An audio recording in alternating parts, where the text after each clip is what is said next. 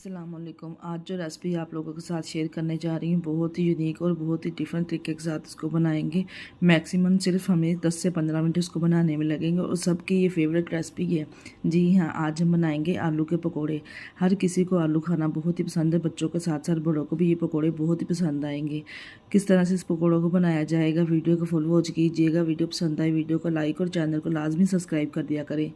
यहाँ पे हमने 3 अदर मीडियम साइज़ के आलू ले लेने हैं। आलू की कटिंग यहाँ पे आपने चेक कर लेनी है। नाइफ़ की मदद से हमने इस तरह से इसके बारीक स्लाइसेस काट लेने हैं। अगर आपके पास घर पे कटर है तो उसकी मदद से भी आप काट सकते हैं। मैंने यहाँ पे नाइफ़ की मदद से इसलिए आपको बताया क्योंकि हर घर में कटर मौजूद नहीं होता, इसलिए यहाँ पे ना ज़्यादा आलू को हमने मोटा काटना, ना ज़्यादा बारीक काटना। इसी तरह से हम आलू को काट लेंगे। 3 से 4 साफ़ पानी से हम इसको धो लेंगे ताकि जो इसका स्टार्च है अच्छे से इसमें से निकल जाए।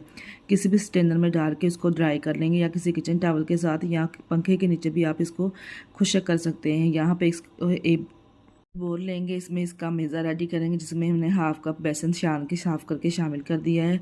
3 टेबलस्पून इसमें कॉर्नफ्लोर ऐड करेंगे, 1 टीस्पून इसमें नमक, हाफ टी स्पून कुटी हुई लाल मिर्च, हाफ टी स्पून पिसी हुई लाल मिर्च, हाफ टी स्पून इसमें साबुत सफ़ेद ज़ीरा ऐड किया है। 1/4 टीस्पून हमने इसमें हल्दी पाउडर शामिल किया है और 2 टेबलस्पून सब्ज़ धनिया शामिल करेंगे। बहुत ही ज़बरदस्त कलर कम्बिनेशन और फ्लेवर आएगा।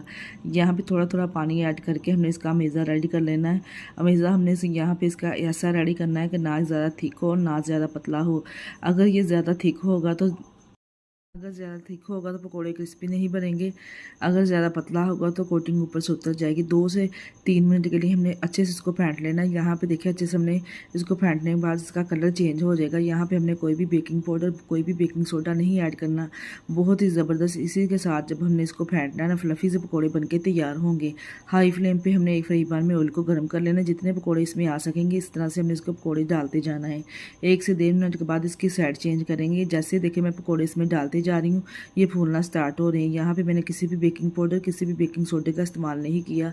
फिर भी आप चेक करें कितने ज़बरदस्त फ्लफ़ी से पकोड़े बनके तैयार हुए हैं। इस तरह से तमाम पकोड़े डालते जाएंगे और इसको गोल्डन ब्राउन होने तक हमने फ्राई कर लेना है। यहाँ पे देखिए कितना ज़बरदस्त गोल्डन सा कलर जब दोनों तरफ से आ जाएगा तो पकोड़े हमारे तैयार है। कितने ज़बरदस्त फ्लफ़ी से पकोड़े बनके तैयार हुए हैं।